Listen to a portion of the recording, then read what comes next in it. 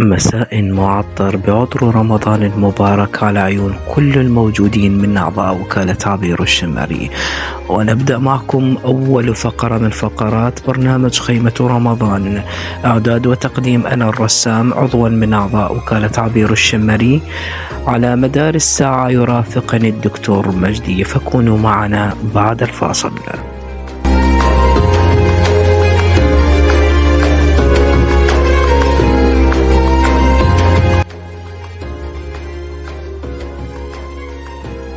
وبعد هذا الفاصل نعود من خيمة رمضان من وكالة عبير الشمري. وحدث في مثل هذا اليوم في رمضان.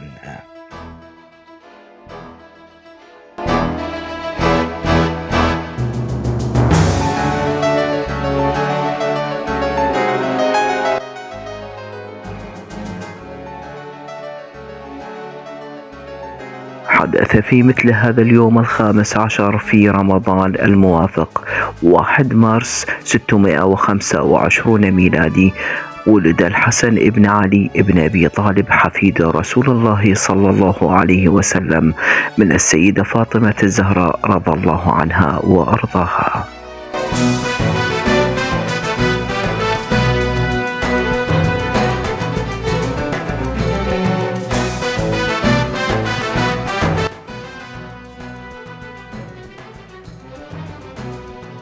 وننتقل وإياكم إلى فقرة أخرى من فقرات خيمة رمضان من وكالة عبير الشمري، ولكن بعد الفاصل من الدكتور مجدي.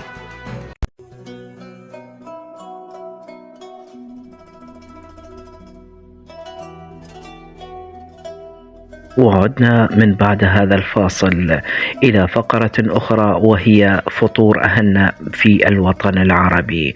واليوم ندخل أنا وأنتم بيت العراقي، حيث نجد على مائدة الإفطار أطباق رئيسية، أولها الدولمة والتبسي والكباب والتشريب والقوزي والكبة والسمك المسقوف. كل هذه الأطباق تعتبر أطباق رئيسية على مائدة الإفطار في شهر رمضان المبارك.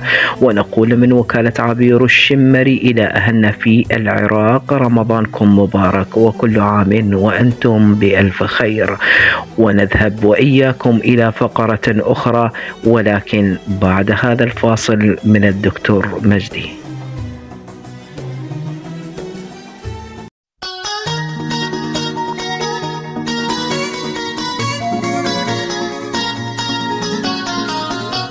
عدنا بعد هذا الفاصل الجميل من الدكتور مجدي، وننتقل إلى فقرة أخرى وهي صفات برجك.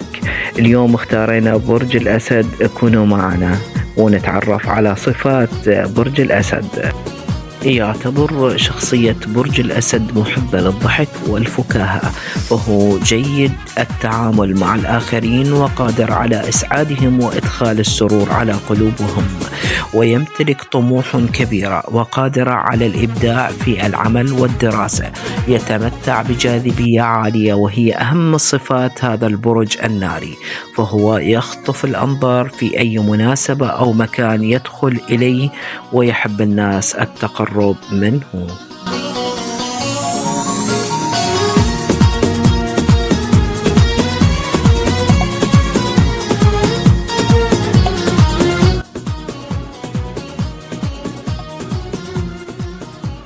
يعتبر برج الأسد من الأبراج النارية التي يهتم الكثير من الناس بالتعرف على صفاتها، ومنها أكثر الأمور التي يهتمون بها هي صفات برج الأسد.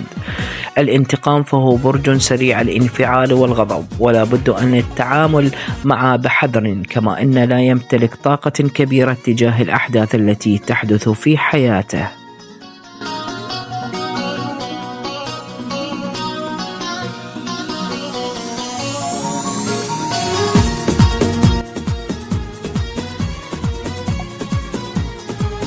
وننتقل وإياكم إلى فقرة أخرى، ولكن بعد هذا الفاصل من الدكتور مجدي.